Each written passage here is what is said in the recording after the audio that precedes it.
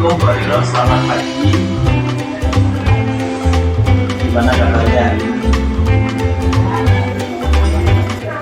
Alhamdulillah, saya juga dalam keadaan baik dan sehat walafiat.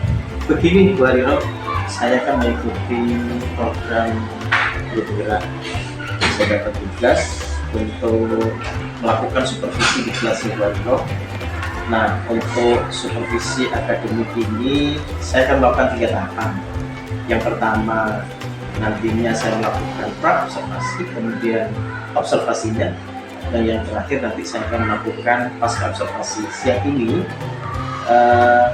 saya ingin melaksanakan tahapan pra-observasi, di mana harapannya kita sama-sama dapat berdiskusi dan bertukar pikiran terkait persiapan yang akan dilakukan oleh Bu Hariro dalam melaksanakan supervisi.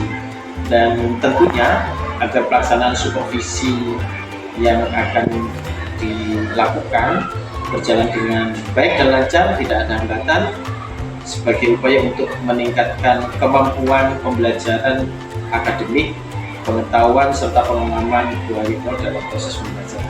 Nah, untuk membuka percakapan ini, kalau boleh saya tahu harapannya bagaimana Bu Hariro dari pertemuan hari ini? Harapan saya bisa bekerja sama dengan baik.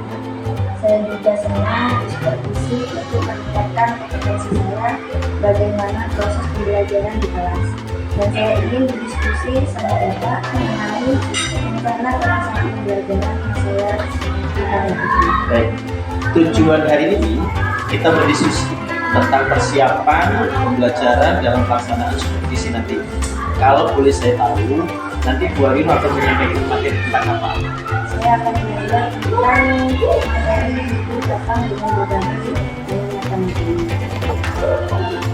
terkait dengan materi tersebut, tentu ada tujuan pembelajaran nih yang akan dicapai oleh peserta didik. Kira-kira apa yang menjadi tujuan pembelajaran? Nanti siswa saya berikan kegiatan membaca dan baca.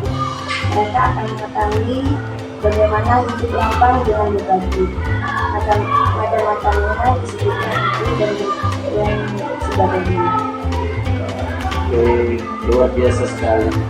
Nanti tujuan pembelajaran ini apa kira-kira bisa dikembangkan atau tidak? Tentu saya ingin nantinya Bu Hariro bisa melakukan pengembangan. Kalau boleh tahu, strategi apa yang akan digunakan oleh Bu Hariro menggunakan FPP untuk yang akan dilakukan pembelajaran nanti?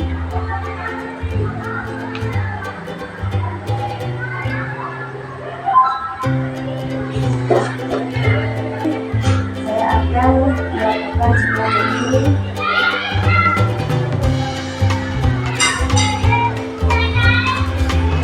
yang akan melakukan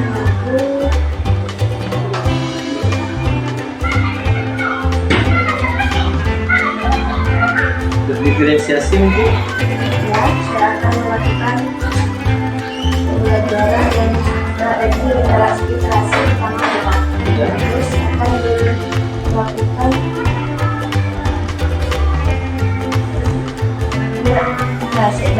baik. Saya ulangi lagi ya Pak. Saya akan menggunakan pembelajaran diferensiasi dengan gaya belajar siswa yang berbeda-beda. Nah, kalau memang sudah ada tujuannya, baiklah kalau begitu besok saya akan melakukan observasi di kelas panjenengan. Terima kasih Bu Hariro waktunya sudah bisa bincang dengan saya tentang observasi. Mudah-mudahan nanti kedepannya lebih baik. Baik, assalamualaikum warahmatullahi wabarakatuh.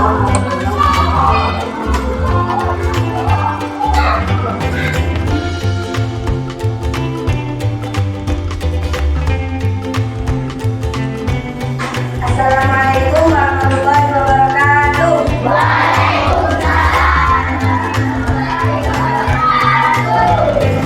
kabar? Alhamdulillah.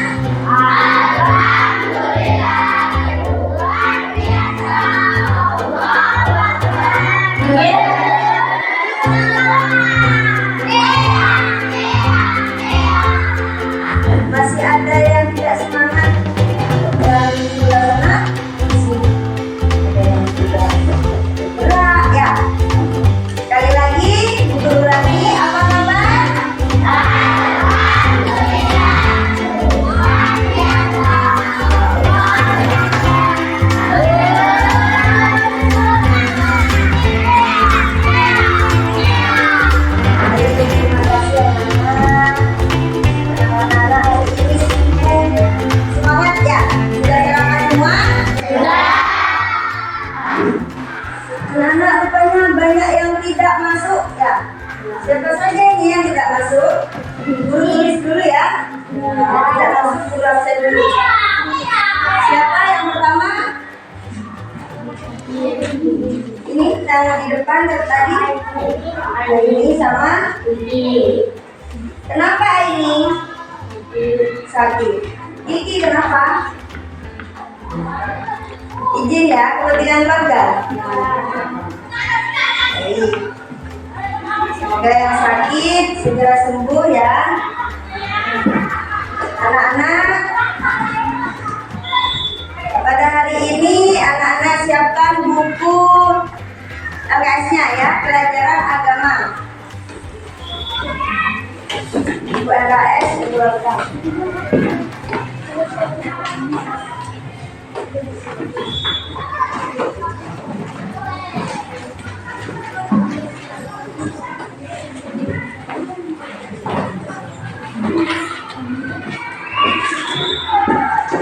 Dibuka halaman 33.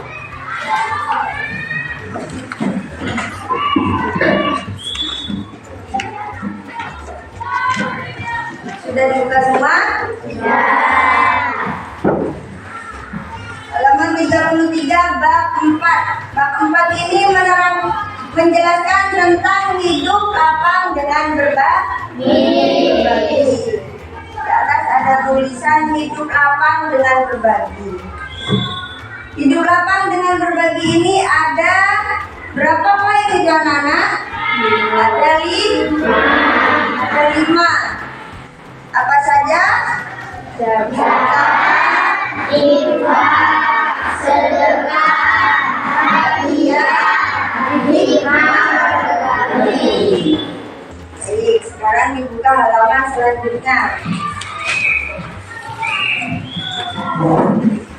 Anak-anak cermati dulu, Bu Guru baca, Bu Guru jelaskan dulu, anak-anak mendengarkan ya. Yang pertama yaitu zakat. Zakat ini artinya membersihkan sebagian harta ya. Membersihkan sebagian harta yang dikeluarkan setiap tahun ya. 1 tahun sekali orang Islam berzakat mengeluarkan hartanya ya. Zakat berasal dari bahasa Arab. Zakat itu Arab ya, yang artinya suci ya. Di sini sudah dijelaskan di dalam surat Al-Baqarah ayat 277. Zakat ini ada 2, yaitu zakat fitrah dan zakat mal. Zakat fitrah di sini, zakat fitrah itu pemberian pokok, ya, pemberian pokok. Maksudnya di sini seperti beras gitu. Pemberian pokok itu seperti beras, terus makanan yang lain ya. Beras biasanya anak-anak kalau zakat dengan apa? Beras ya, dengan beras. Berasnya yang dikeluarkan 2,5 kilo per orang ya. Per orang itu mengeluarkan zakat 2,5 kilo. Itu namanya zakat fitrah. Kalau zakat emal ini, emal itu bahasa Arab anak-anak ya. Itu apa emal sih? Emal itu harta. Zakat harta. Zakat yang wajib dikeluarkan oleh seseorang ya. Zakat harta seperti barang emas, perak gitu ya. Itu zakat harta. Tetapi jarang orang mengeluarkan zakat mal ya. Biasanya zakat fitrah ya. Yang kedua, infak. Infak ya anak-anak harus bisa membedakan infak dengan sedekah. Kalau infak itu artinya nafkah. Kalau secara bahasa, kalau secara istilah, infak itu pemberian sukarela yang dianjurkan, seperti hari Jumat ya, yang diadakan di sekolah. Biasanya anak-anak pembiasaan membayar infak ya, membayar infak, pemberian sukarela seikhlasnya ya, tapi dianjurkan oleh sekolah ya, anak-anak dianjurkan membayar infak, tapi sesuai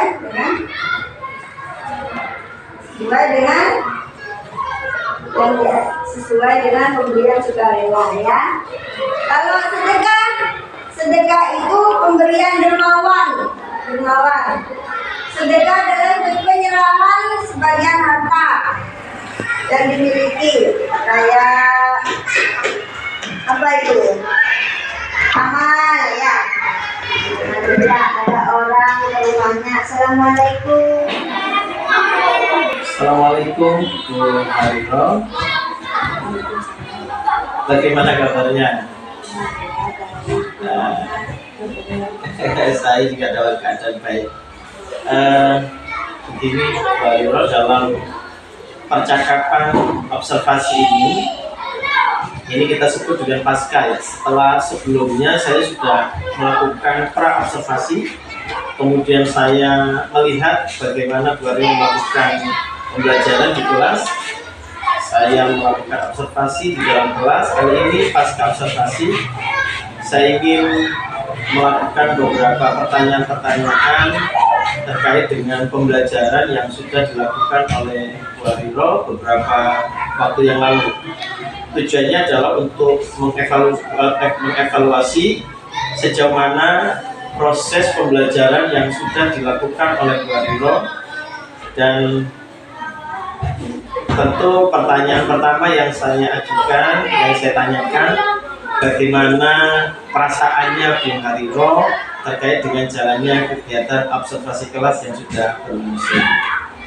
Ya, perasaan saya yang biasa gitu, melakukan observasi atau di supervisi di dalam kelas, jadi saya ada perasaan gugup atau tegang, namun alhamdulillah sudah berjalan dengan baik. Alhamdulillah, memang sesuatu hal yang belum pernah terjadi. Memang terasa gugup meskipun sudah biasa melakukan mengajar di dalam kelas ya. Tetapi ketika kemudian ada observasi, perasaan gugup dan semacamnya. Bisa nggak Bu Hariro menceritakan kembali kemudian area yang dikembangkan dalam kelas, kemudian langkah-langkah pembelajaran apa yang dilakukan oleh Bu Hariro dalam belajar? Baik, untuk area yang saya kembangkan adalah literasi dan kegiatan kolaborasi siswa. Dan untuk langkah-langkahnya itu, yang pertama saya membuat RPP yang berdiferensiasi dan terintegrasi dengan KSI. Kemudian saya membagi kelas dalam beberapa kelompok kecil sesuai dengan daya belajar siswa. Itu ya yang dilakukan pada area yang Bu Hariro lakukan di dalam kelas. Kemudian pengembangannya yang disampaikan oleh Bu Hariro adalah pengembangan literasi dan kolaborasi siswa. Tadi sudah berhasil dilakukan atau masih belum? Menurut saya alhamdulillah sudah berjalan dengan baik, namun sedikit banyaknya masih ada. Alhamdulillah masih dirasakan sudah dilakukan dan masih ada kekurangannya. Itu artinya perlu ada perbaikan dan penyempurnaan. Menurut saya kekurangan itu sudah wajar, dan menurut Bu Hariro sekarang dari kekurangan itu dianggap sebagai kendala barangkali. Nah, apa saja yang menjadi kendala sehingga Bu Hariro bisa melakukan proses pembelajaran yang lebih baik lagi? Kendala yang saya hadapi kemarin adalah siswa masih kurang aktif dalam kelompoknya, dan juga sulitnya dalam manajemen waktu. Masih ada yang seperti itu. Kenapa sampai terjadi seperti itu? Anak kurang aktif itu alasannya, saya yang tanya ke siswa, ternyata dia belum sarapan sehingga mengganggu konsentrasi belajarnya. Dan manajemen waktu juga sangat sulit bagi saya karena tidak terasa sudah masuk waktu istirahat, padahal pembelajaran belum selesai. karena siswa mengerjakan tugas terlalu memakan waktu yang lama.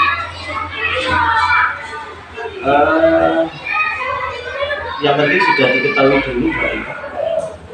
Nantinya bisa memberikan motivasi kepada anak itu sehingga tidak terjadi kendala yang berarti hanya gara-gara kemudian tidak sehat.